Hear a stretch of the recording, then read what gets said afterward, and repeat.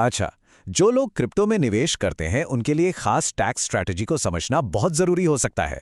नाम है इसका डेल्टा स्ट्रैटेजी। चलिए आज इसी को थोड़ा आसान भाषा में समझते हैं। 30% क्रिप्टो निवेशकों के लिए ना ये सिर्फ एक नंबर नहीं है, ये उनकी कमाई पर लगने वाला एक बहुत बड़ा टैक्स है। एक ऐसी चुनौती जिसे लगभग हर कोई जूझ रहा है। लेकिन सवाल यह है कि क्या हमेशा यही 30% टैक्स देना ही अकेला रास्ता है? या फिर कोई और तरीका भी हो सकता है? बस यही सवाल हमें एक बड़ी ही दिलचस्प स्ट्रैटेजी की तरफ ले जाता है।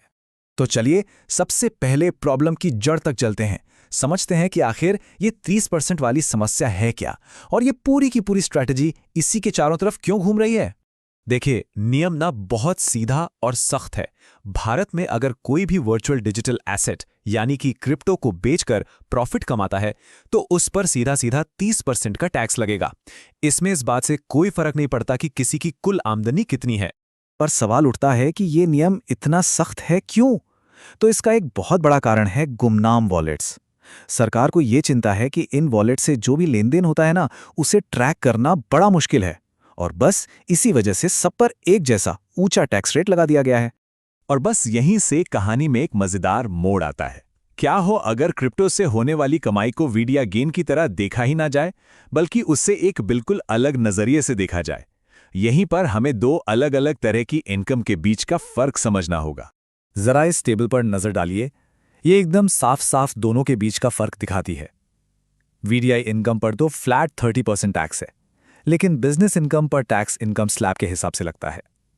और सबसे बड़ी बात, बिजनेस इनकम में खर्चे भी दिखाए जा सकते हैं, घाटे को एडजस्ट भी किया जा सकता है, जो वीडीए में तो बिल्कुल मुमकिन ही नहीं है। तो फिर असली सवाल तो यही हुआ ना कि कोई अपनी इनकम को वीडीए से बिजनेस इनकम में बदले कैसे? और इसका जवाब छिपा है एक खास स्ट्रैटेजी में, जिससे कहते हैं डेरिवेटिव्स स्ट्रैटेजी।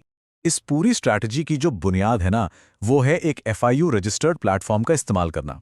अब ये ऐसे एक्सचेंज होते हैं जो सरकार के सारे नियमों को मानते हैं, यूजर्स की KYC करते हैं और हर ट्रांजैक्शन की रिपोर्टिंग करते हैं। और बस यही पारदर्शिता, यही ट्रांसपेरेंसी पूरे खेल को बदल देती है। इसको ऐसे समझिए, एक तरफ है गुमनाम वॉलेट्स जो सरकार के लिए एक सिरदर्द की तरह हैं, और दूसरी तरफ हैं FIU रजिस्टर्ड प्लेटफॉर्म्स जो उस सिरदर्द का इलाज हैं। तो जाहिर है, जब कोई इलाज का हिस्सा बनता है तो उसके लिए नियम भी कुछ बदल सकते हैं। तो इस स्ट्रैटेजी का निचोड़ बस इतना सा है। सीधे सीधे क्रिप्टो कॉइन खरीदने बेचने के बजाय रेगुलेटेड प्लेटफॉर्म्स पर क्रिप्टो डेरिवेटिव्स में ट्रेड किया जाए। ये सुनने में एक छोटा सा बदलाव लगता है, लेकिन टैक्स के नजरिए से देखें तो ये जमीन आसमान का फर्क ला सकता है। चलिए अब इसे स्टेप बाय स्टेप समझते हैं कि आखिर ये स्ट्रैटेजी असल में काम करती कैसे है। पहला स्टेप एक FIU रजिस्टर्ड एक्सचेंज चुनना है। दूसरा स्टेप उस प्लेटफॉर्म पर क्रिप्टो डेरिवेटिव्स में एक्टिवली ट्रेड करना है। और तीसरा, जो कि सबसे अहम है, इस ट्रेडिंग से जो भी प्रॉफिट हो उसे अपनी टैक्स फाइलिंग में बिजनेस इनकम की तरह दिखाना है। अब अगर इस स्ट्रैटेजी को सही तरीके से फॉलो किया जाए तो फायदे बिल्कुल साफ हैं। टैक्स 30% से घटकर इनकम स्लैब पर आ सकता है, ट्रेडिंग से जुड़े खर्चों को डिडक्ट किया जा सकता है, और अगर कभी कोई नुकसान हो जाए तो उसे भी एडजस्ट किया जा सकता है। तो आखिर में चलिए इस पूरी स्ट्रैटेजी को एक बड़े नजरिए से देखते हैं। असल में ये चीज है क्या? ये असल में लीगल टैक्स आर्बिट्रेज का एक बहुत ही अच्छा उदाहरण है। इसका मतलब है कानून के दायरे में रहते हुए नियमों की अपनी समझ का इस्तेमाल करके टैक्स बचाना। ये कुछ भी गैरकानूनी नहीं है, बल्कि ये सिस्टम का एक स्मार्ट तरीके से इस्तेमाल करना है।